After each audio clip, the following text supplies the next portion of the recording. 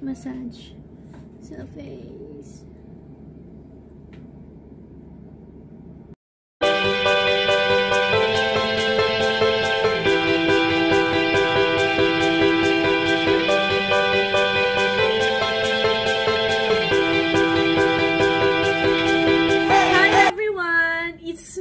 Isabel.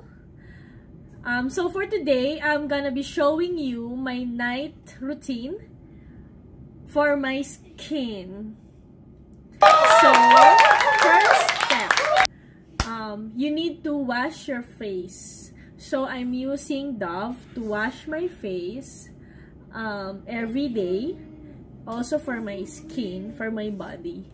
So, and then second step, I'm gonna be using this one, Aqua Facial Cleanser. Just put just a small, right. Okay.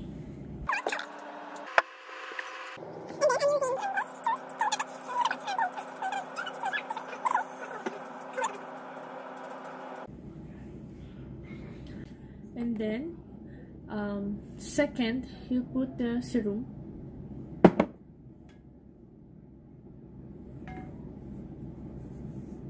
Konti lang. Yan.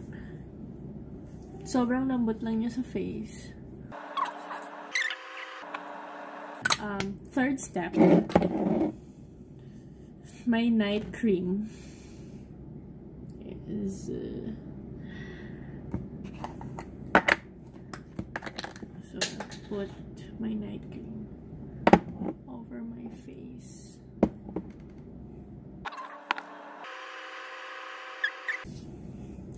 Then, I have this.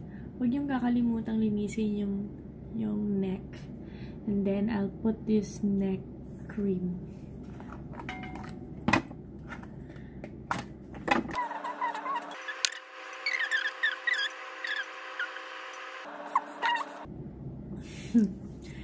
And then, last. So, before sleeping, since na you work all day, so I'm putting this in my eyes kasi diba parang nangingitim na yung ilalim ng eyes natin since na pagod and stress. So I have this uplift firming gel and you can put sa ilalim ng mata and then sa taas and just massage.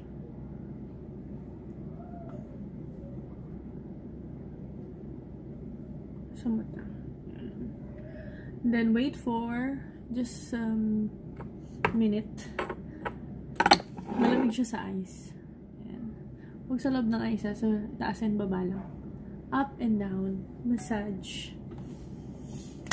And then after a minute or two, you can put this eye cream.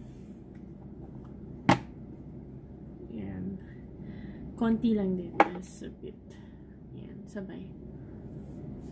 Sa mata. Para hindi mangitim yung eyes mo. Lalo na pag puyat ka. This is very good. Tsaka hindi magsag yung kamagana ng wrinkles. Yan. Massage lang. To your eyes. Okay. That's it. But meron pa akong ginagamit just to massage yung neck. Then, I'm using this one, Hyro, for this one. Hot muna. Massage mo lang sa face. Ayan, massage mo sa face mo.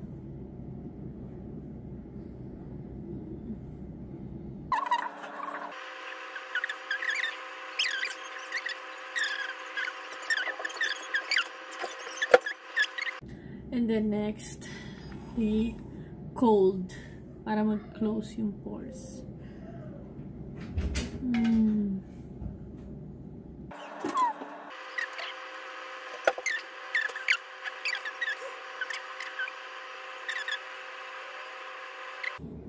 Same as with the neck. You can do it in your neck. upwards. Dapat upwards.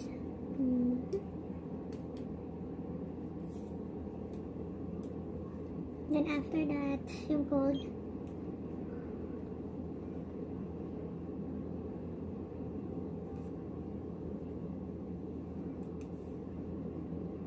Okay. Okay, now I'm ready to sleep. Hopefully, may natutunan kayo sa akin. Just a simple tip on how to take care of your skin. To stay young and happy. Good night and take care. Bye!